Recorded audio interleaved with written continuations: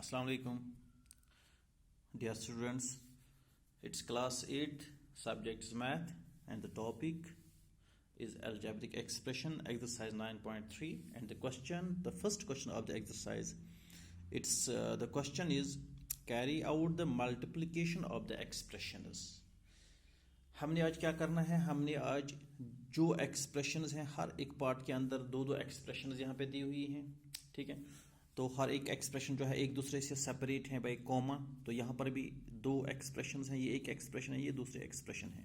तो हमने करना क्या है, हमने इन दो एक्सप्रेशंस का मल्टीप्लिकेशन करना है। तो पहले हम इन दो एक्सप्रेशंस का देखेंगे, इनका मल्टीपल कैसे किया जा सकता है। तो हम देखेंगे मल्टीप्लिकेशन हम लिखते हैं 4p, हम मल्टीप्लिकेशन लिखते हैं ब्रैकेट से भी। हमारे पास है दूसरा q प्लस r, ठीक है। अब देखिए इन एक्सप्रेशन, जो दो एक्सप्रेशन हमारे पास हैं इनमें एक ही फर्क है। ये एक एक्सप्रेशन जो है और ये दूसरे एक्सप्रेशन, इस एक्सप्रेशन के अंदर एक ही टर्म है, ये मोनोमियल है। दूसरे एक्सप्रेशन जो है इसके अंदर दो टर्म्स हैं, ये बाइनोमियल है, ठीक है। अब हम कैसे करेंगे, इस मोनोमियल से इन दोनों को मल्टीपल करना है। तो इसका मतलब ये हुआ, पहले हम 4p से मल्टीपल करेंगे q को, लिखेंगे हम यहाँ पे 4p इंटू q। अब इस 4p से, क्योंकि ये भी पॉजिटिव है ये भी पॉजिटिव है, तो पॉजिटिव साइन आएगी। 4p इंटू 2, 4p इंटू 2, इतना ठीक है, बहुत ही ईजी है। अब जो कल भी मैंने आपको बोला, यहाँ पे ये 4p जो है यहाँ पे कांस्टेंट है 4 और वेरिएबल जो है वो p है। इस q जो है ये वेरिएबल पार्ट है, इसका जो कांस्टेंट है, जब कांस्टेंट कुछ नहीं होता तो कांस्टेंट 1 होता है, ठीक है। इसका मतलब ये जो है, सॉरी, इसका जो कोफिशिएंट जो है कांस्टेंट जो है वो 1 है।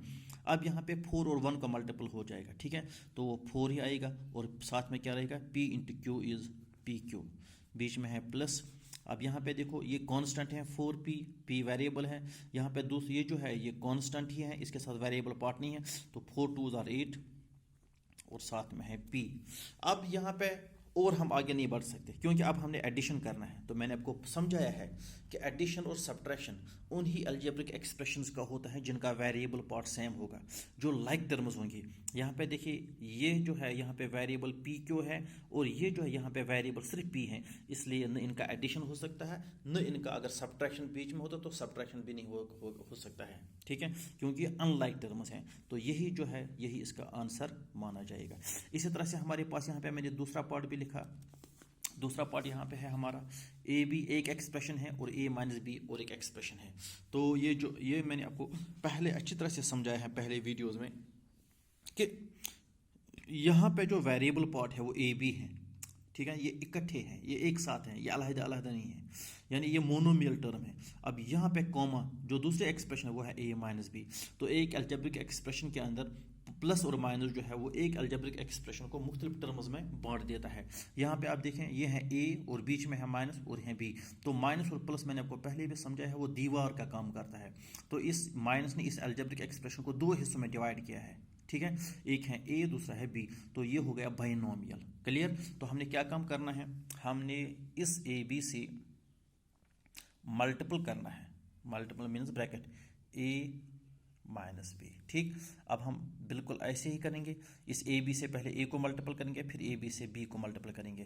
तो लिखेंगे यहाँ पे हम ए बी इंटू ए, ठीक है। फिर ये है प्लस और ये क्या है minus, plus into minus is minus, a b into b, इतना ठीक है, ठीक है। अब देखें आगे, अब देखें ये है ए बी इंटू ए। तो ये ए और ए जो है लाइक हैं और ए और ए का मल्टीपल होगा, A into A is A square, ठीक है, और साथ में रहेगा b।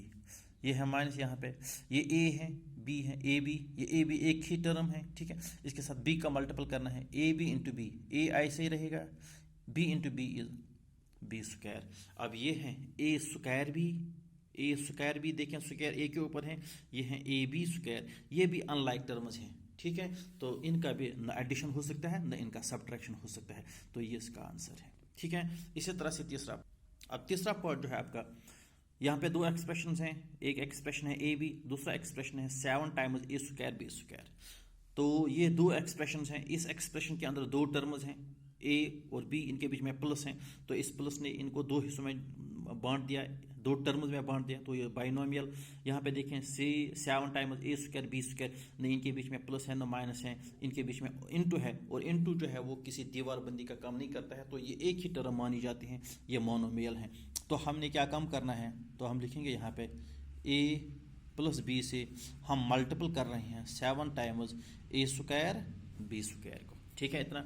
अब पहले हम ए से मल्टीपल करेंगे इसको फिर हम बी से इसको मल्टीपल करेंगे, तो मैं यहाँ पे लिखूंगा ए इंटू 7 टाइम्स ए स्क्वायर बी स्क्वायर, फिर यहाँ पे है प्लस, तो प्लस, फिर बी से मल्टीपल करेंगे किसको, 7 टाइम्स ए स्क्वायर और बी स्क्वायर। क्लियर इतना। अब देखें आगे, ये है ए है यहाँ पे।